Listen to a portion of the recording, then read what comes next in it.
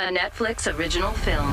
The Wi-Fi isn't working. In the event of a global communications breakdown, do the following. Stay inside. What just happened here is happening everywhere. Avoid strangers. We've all been deserted. I don't trust them. And most importantly, do not panic. Julia Roberts. What happens next? Mahershala Ali. I knew something was coming. Leave the World Behind. Rated R. Now playing only on Netflix. It's happened. The Democratic Party has officially condemned one of their own. Channelview residents have been bombarded with cancer-causing benzene for 2 decades, but why wasn't anything done? Plus, we look at Latino representation on city council. Pulitzer Prize finalist Evan Mintz and Houston Chronicle taco columnist Marco Torres join me to recap all the stories from the week.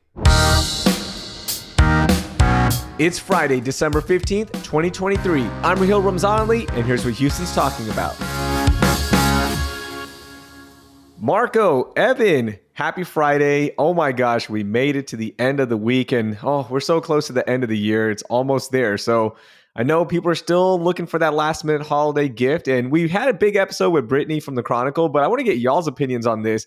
Give me some recommendations for last minute holiday shopping around the city of Houston. Marco, start us off. I mean, you can never go wrong with a nice, scarf or sweater. I was recently looking for a Black Friday deal for a nice cashmere sweater, and I did find one at the Galleria, but I was shopping for a friend of mine. I was meeting his wife for the first time, and I got her this really beautiful Christmas scarf at Macy's in the Galleria, and she liked it. She seemed to like it. So something on sale, something that was not going to hurt your pocket, but it's going to be something beautiful for a family member or a friend. Something like that would be nice. Man, cashmere sweater. Business is booming, huh, Marco? Hey, Black Friday deals, man. I love it. How about you, Evan? Oh, I think the hidden treasure of shopping for gifts in Houston is the Houston Museum of Natural Science gift shop. And I might just be saying this because my wife got me the best present I'd ever gotten there, a fossil of 2 coelacanth fishes. Wow. And it's beautiful. It's romantic. These fish have been the same for 400 million years, and they're together forever. Like, that's romance. That's true love. Wow. And so you can buy these incredible gifts of nature right there for you, your friends, your loved ones. Highly recommend it. Nice. That's a good one right there. Love going there. Okay, let's get into it. Biggest story of the week. A lot happened. So Marco, start us off. Hey, we have a new mayor. So after 8 years of Sylvester Turner, we have a new mayor, John Whitmire. So when the race first started, I thought it was going to be Sheila Jackson Lee in a landslide because of the name recognition, and voters and citizens thought otherwise. So, hey, we have a lot coming up. We have the World Cup coming up in a couple of years. There's a lot to do. Crime, just bringing the city together. Hopefully this will be a step in the right direction. Yeah, and that was one of the big things that voters kept mentioning in polls, right? Is that crime is a big issue for them. And Senator Whitmire, well, let me correct that. Mayor-elect Whitmire was really big on that, kept hitting that point home. But you're right, the voter turnout kind of suggested that not many people were excited about either candidate, but Mayor-elect Whitmire ended up winning. And yeah, we haven't had a chance to talk about this because it's not even a week old. So Evan, I want to get your thoughts on it as well. Any thoughts from the race? Oh man, so 2 big takeaways, I think, from the runoff. One is do not underestimate the power of voting against someone. You had all of these Republicans turning out to vote for Democrat Whitmire because they hated Sheila Jackson Lee so much. Throughout her entire life as a politician, she's just built up these enemies of people who don't like her. And even when you agree on policy, she just rubs people the wrong way. And that means a lot in elections. The second big takeaway is do not take progressive white voters for granted. If you look at a lot of these down ballot races, you had Black voters turning out for Black candidates. You had Republican voters turning out for Republican candidates, but those progressive whites just didn't turn out in a way to help some people get across the finish line. And I think that's astounding. Yeah, the whole scandal with her recordings with against the staffer, and you're right. Sometimes people don't care about the politics; they care about who the people are, and that seemed to be the case here. Yeah, and as mayor, Evan, it's a lot about uniting people, making sure you're actually playing politics and that people are going to be pushing for you, championing you. So there is some of that. And, Sheila Jackson Lee didn't get that vote. They didn't win that race, or her campaign didn't, but they are running for re-election now. So the campaign announced that she will be trying to get her old seat back. Any thoughts on that one, Evan? I'm so curious to hear your thoughts. I mean, I'm kind of excited to see what happens here because often it feels like these congressional races are already decided before they begin. And to see her go up against Amanda Edwards, who has raised a ton of money, who has been on the ground for months talking to people running for this race and can really make a case that it's time for change, we'll see what she could do against Sheila Jackson Lee, who I think the takeaway from this mayoral election is that you lost the juice. She just doesn't have what it takes to run a big, hard campaign. And Amanda Edwards, I think, is willing to go all in on this. So we'll see what happens. I think Sheila Jackson Lee has to make the case that her seniority and experience are worth it. And City of Houston voters didn't buy it. We'll see if her congressional voters do. Yeah, that's going to be such an interesting race to watch. All right, Evan, let's get your biggest story of the week. I think the biggest story of the week is that Texas is home to the first instance of an adult pregnant woman asking a court for a permission for an abortion since the abortion ban was overturned. I mean, this is incredible. The story is one Mrs. Cox, a 31-year-old mother of two, who sought an abortion after learning that her third child, which she desperately wanted, had a fatal genetic condition, and that carrying this baby to term would jeopardize her own health and her own future fertility. She went to a judge asking for permission to get an abortion under the state's health exemption. We do have an abortion ban in Texas, but there's a cutout for a mother's health. And the district court said, yes, perfectly fine. Oh, but then the Supreme Court came down and said, no, on Friday night, they blocked the lower court ruling, and then on Monday, they reversed it, saying that it's up to the doctor, not the courts, to decide whether something is a real fatal condition or not. But I think that's BS, because when she said she needed an abortion, Ken Paxton publicly said that he would bring charges against any of the doctors who took part. So what is it? Is it up to the doctors or is it to the politicians? I'm getting it from both sides. Nobody knows what's going on. And I've got to say, there are a lot of elected officials out there who have been pushing for an end to Roe, who have been pushing for abortion bans. And now that it's happening, they're afraid. They don't want to talk about it. Ted Cruz particularly got put in the hot seat by NBC News. And when he was asked about this circumstance, he refused to answer.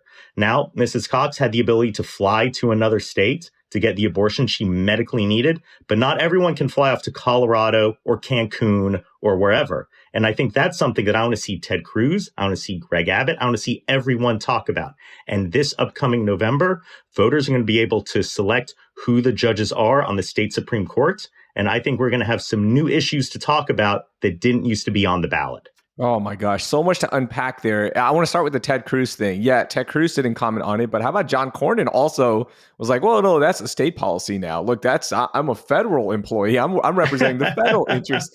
It's so disheartening to hear our representatives not comment on this, not talk about it, not champion the rights of women here in the state of Texas. And the second thing, Marco, before I pass it off to you, I can't even imagine being that family, right? Like you feel so helpless. And now all of a sudden your story is plastered everywhere and you still have to deal with this huge decision. You still have to deal with the fact that she is still getting an abortion. And, it's just so crazy to think about what this family is going through as well throughout all of this, with the courts, with the headlines, with the actual abortion. It's just sad. It is sad. And, it drives me nuts to see these federal elected officials saying, well, I'm not part of this. Yes, you are. You approve the federal judges who overturn Roe. You might try to block interstate travel to get an abortion. That's something some Republicans have talked about. Or they might try to pass federal bans on abortion. This is something that's important at a local level, at a state level, at a federal level, and we all need to be talking about it. So the other thing, Evan, with government, I feel like it is our right to express what we want through our ballots and our votes, right? It seems like we don't get that in Texas, right? Whether it be with the abortion ban, whether it be with marijuana laws, anything like that. Like you just want to vote, right? Like let us speak our mind, let us express what we want, and not a bunch of people trying to push a policy to represent a group of people, right? It's so frustrating that we don't get a say in this. You know, historically, I've been pretty skeptical of citizen-led referenda because you can look at states that have it, like California, where you end up litigating every little issue. You get these micromanaging things on the ballot that nobody knows like what they're really about. Or you find yourself passing things that kind of sound good, but end up, say, screwing over the state budget. California dealt with that with some of its property tax caps that has led to a lot of problems down the line. And you want people in elected office who can get around a table and debate this.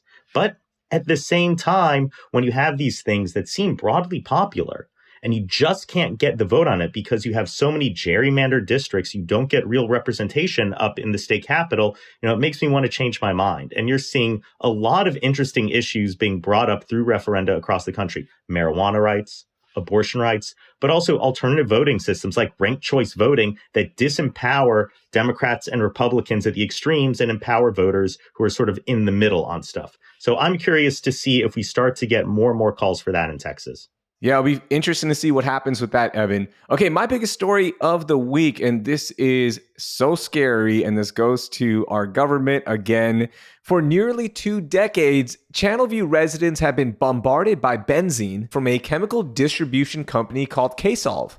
Now, Houston Landing did a huge investigation into it, and you have to read the entire thing, which is linked in our show notes because it's very thorough. But basically, the Texas Commission on Environmental Quality, or TCEQ, has not told residents about the health risks they face, like leukemia and other blood cancers.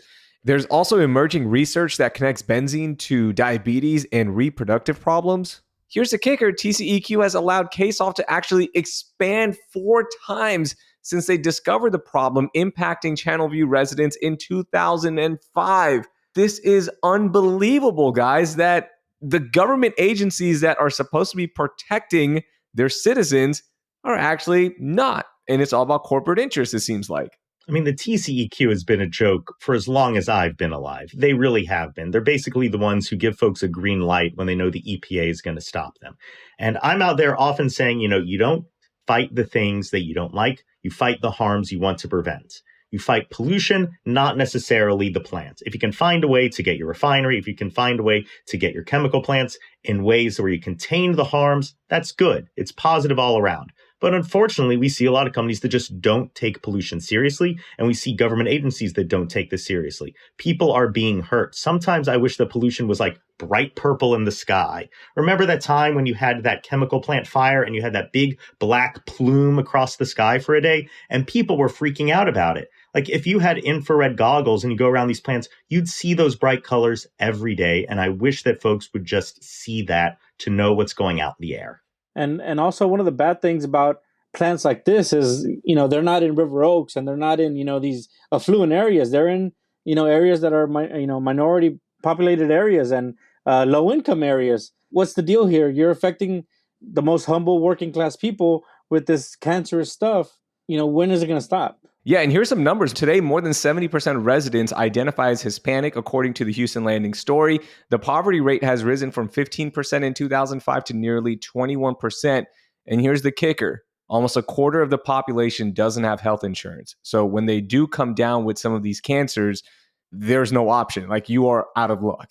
Yeah, it's so sad to see, you know, communities affected by this when all they're trying to do is, you know, live the American dream, live a life here in the States, you know, if they're from another country, and then you get hit by some company down the road that's, you know, causing cancer or causing other, not just cancers, other health effects that is hard for you to deal with.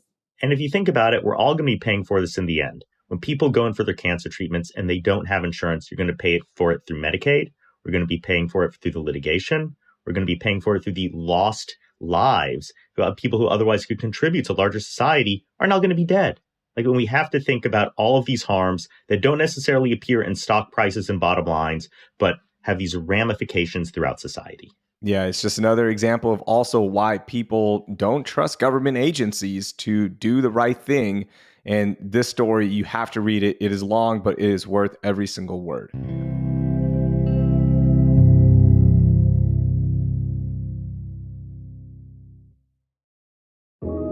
You've probably noticed that CityCast ads don't sound like other podcast ads. And that's because we're not just reciting national ad scripts, we're using our own words to talk about local businesses that we know and care about. Our ads are frequently passionate and they're always heartfelt. CityCast is doing things differently, and that's one reason we just won Adweek's Podcast Innovator of the Year award. This is personal for us. Our heart is in it. And when you place an ad with CityCast, our heart is in that as well. So if you're interested in getting your business or product in front of people who care about Houston as much as we do, consider placing an ad with CityCast, the podcast innovators of the year. And it's not just our city, by the way. CityCast has dedicated local teams in Boise, Chicago, Denver, DC, Madison, Philly, Pittsburgh, Portland, Salt Lake, Las Vegas, and soon Austin and Nashville. Place an ad today in the cities that matter to your company. Reach out by emailing us at ads@citycast.fm. That's ads@citycast.fm. Okay, Marco, let's get to our most overlooked story of the week. What do you got? Again, I'm not a huge politics guy, but this is pretty interesting for me. Before, we had one Latino Hispanic council member here in Houston, Robert Gallegos, District I. And now, after this runoffs and election, now there's three. Julian Ramirez, you have Mario Castillo, and Joaquin Martinez. I've actually known Joaquin for a long time. I 20 years ago, when I was at the University of St. Thomas, we would collaborate on projects at the University of Houston, and Joaquin was a leader back then, and now he's coming up as a new council member. So out of the 16 members, now we have 3 Latinos representing. And Robert Gallegos' office said that because he was the only Latino on the council, he wouldn't only hear concerns from the Latinos in his neighborhood, he would hear concerns from people all over the city who needed assistance. So now that we have, and I say we because I am Mexicano, Latino, Chicano, now that we have 3 representatives on this council in a city that's 45% Latino and Hispanic, this is a good and interesting and very amazing progression in our city. Yeah, still under 20% in terms of the representation when it comes to city council, but it is a start and it is something that was really needed. So good to see that representation happen. You saw this incredible win for Latino candidates, and maybe some people think that means, well, the Democrats did well. But Julian Ramirez is a Republican. And you had these incredible Republican victories down ballot, too, because the candidates didn't necessarily have D's and R's next to their names. They just kind of ran as people and built their own coalitions. So you had Ramirez winning. You had Willie Davis, a black Republican, winning. You had Twila Carter winning, too. And I was really shocked by that Willie Davis victory because I talked about him on the show previously. This is a guy who says on his property taxes he doesn't live in the city of Houston and basically had no online presence. And he was running against a pretty well-established candidate, Nick Hellier.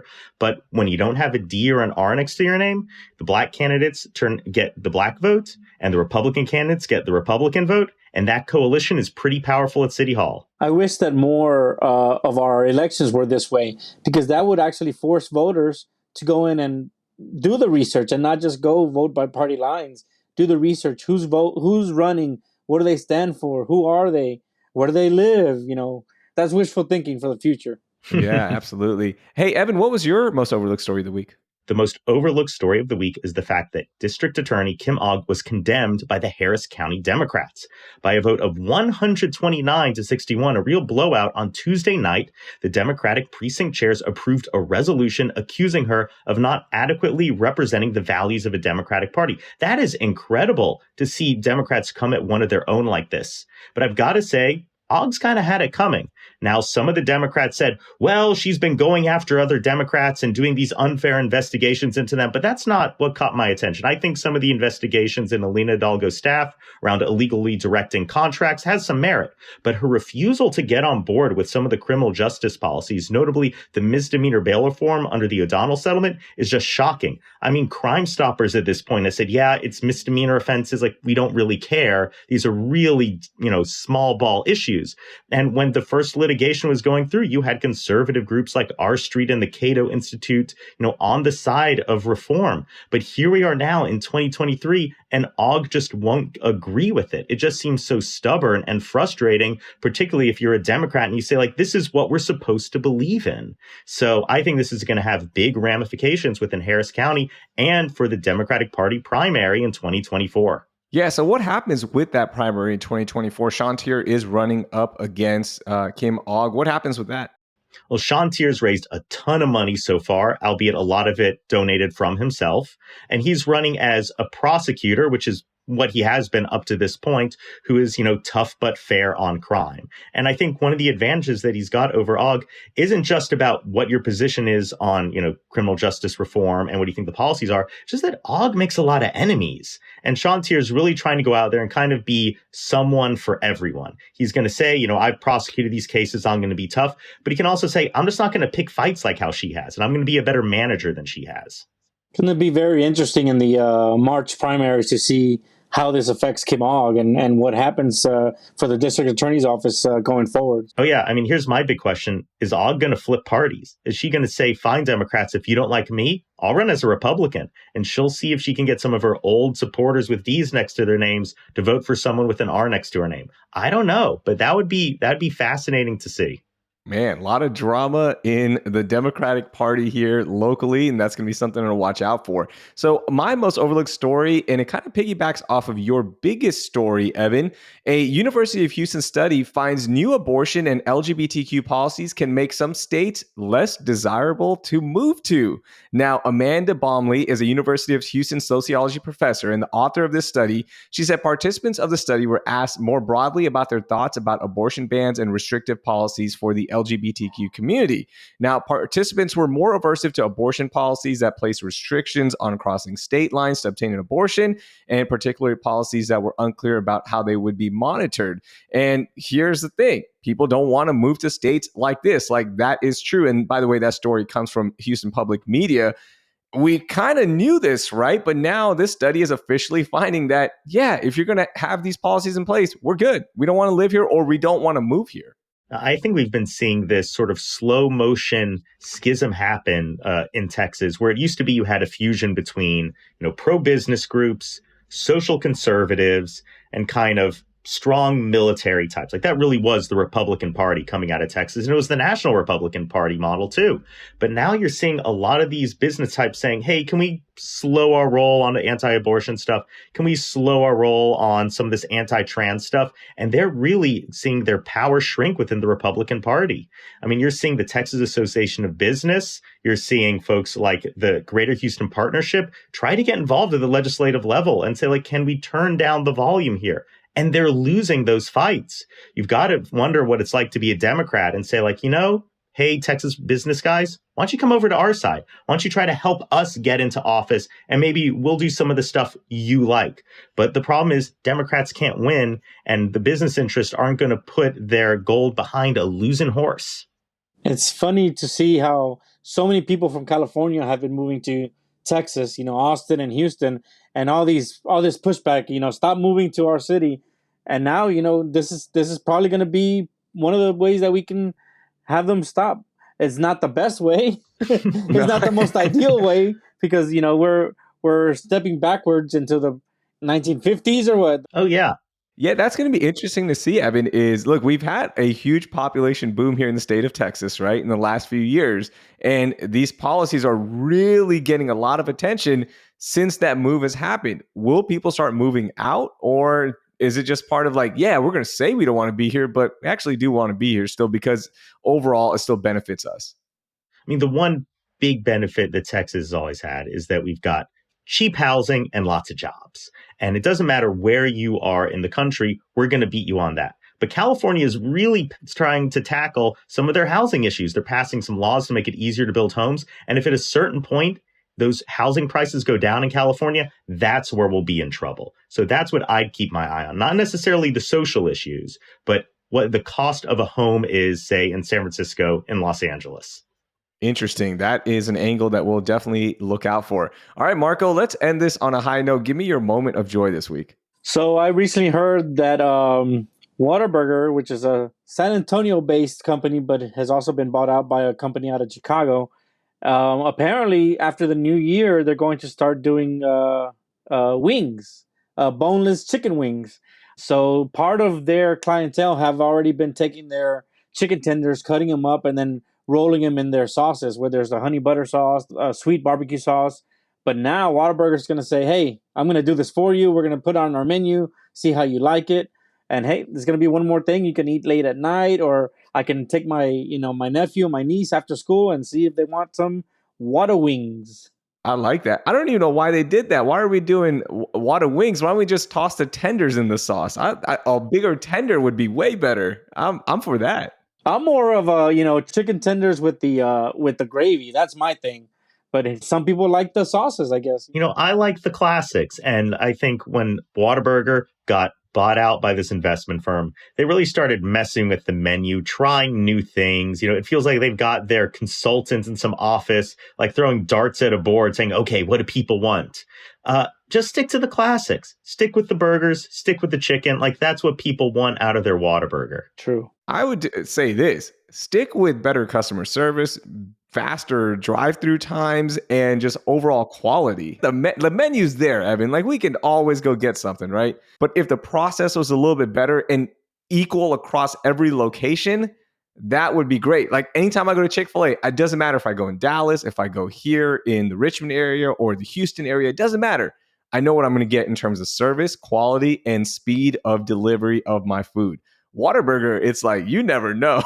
It's just... That's a good point. Yeah. Like, the good Whataburger, the bad Whataburger. If you're going to be going to the 610 in Maine, you're going to be there for about 2 hours for your food. Evan, how about you? What was your moment of joy?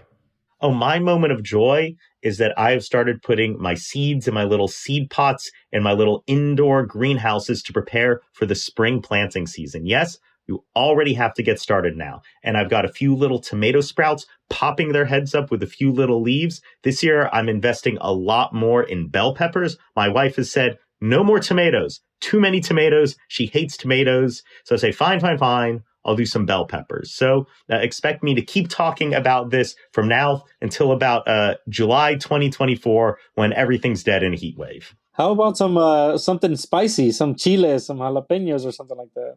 I definitely do that every now and then, but I've been burned by it, literally growing jalapenos, big ones that you can, stuff with cheese and whatever. And I'm cutting them up and I'm stuffing them. I go, man, my hands are starting to hurt. What's going on? Like, oh, yeah, you got to wear gloves when you do that.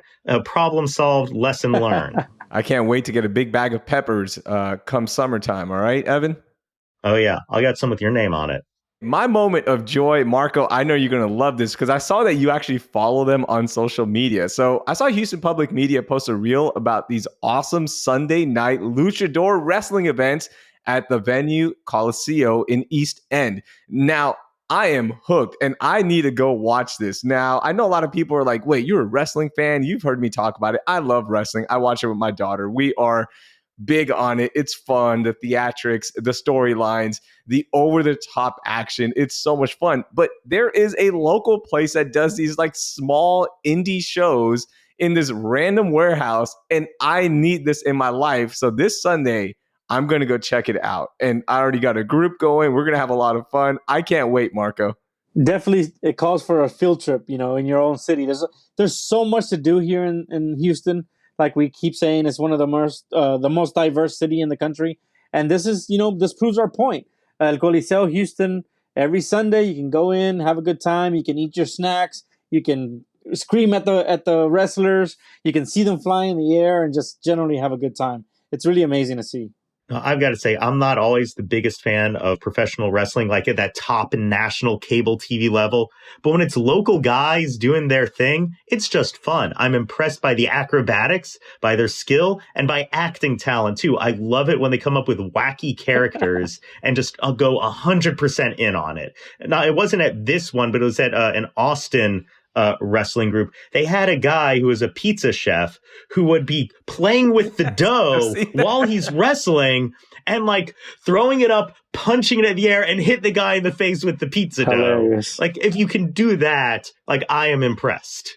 No joke. Here's a fun story for you. I was once a champion at Texas All-Star Wrestling, which is out in Humboldt. I was doing a hit for radio, right? Like, back you do promotional stuff. So they had me out there. I took 4 finishers from local wrestlers. One guy just slapped me straight across the chest, and it was bad.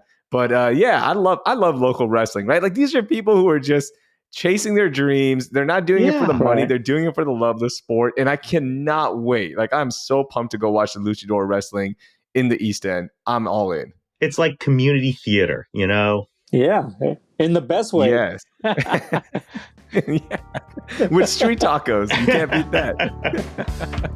Marco, Evan, that was a lot of fun. Thank y'all for joining us. Alrighty. See y'all next time. That was Evan Mintz and Marco Torres. You can find all the stories we discussed in our show notes.